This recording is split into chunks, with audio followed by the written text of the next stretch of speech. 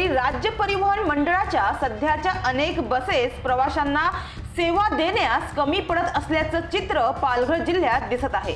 रस्त्यातच बस बंद पडण्याचे असे कितीतरी प्रसंग प्रवाशांना अनुभवण्यास मिळाला आहे। तर पालघर सातपाटी येथील प्रवाशांना देखील ही डोकेदुखी सहन करावी लागली आहे। पालघर एसटी डेपोला सर्वात जास्त उत्पन्न मिळवून देणाऱ्या सातपाटी पालघर या मार्गावरील बस सेवा नेहमीच नादुरुस्त असल्याचं समोर आलं आहे।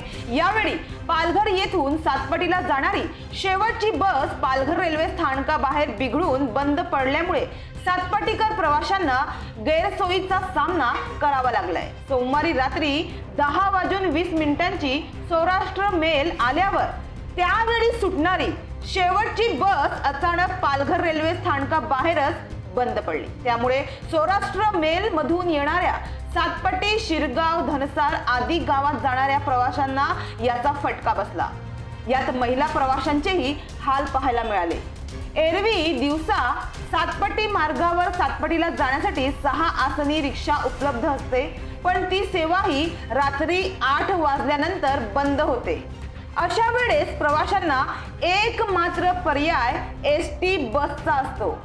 अशा वेळीही पालघर एसटी डेपोकडून नादुरुस्त बस पाठवून सातपाटीकर प्रवाशांवर अन्याय केला जातो, असंच चित्र सध्याचं दिसत आहे। मात्र याबाबत सातपाटी ग्रामपंचायतीचे उपसरपंच अभिजित तरे एसटी प्रशासनाला ग्रामपंचायतीमार्फत सततच्या नादुरुस्त बसेस बाबत लेखी पत्र व्यवहार करणार आहे असे त्यांनी सांगितले।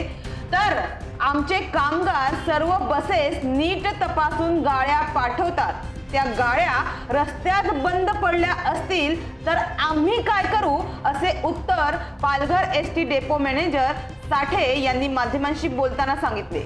एकीकडे पालघर, बोईसर, डहाणू, वाडा, भिवंडी येथील बहुतेक सर्वच चिडखड्या झालेल्या जुन्या बसेस अद्यापही मार्गावर धावत असल्याने त्या रस्त्यांमध्ये बंद पडण्याचे प्रकार वाढले आहेत। मात्र याचा मनस्ताप कामगार, नोकरदार वर्ग, विद्यार्थी यांना सहन करावा लागत आहे।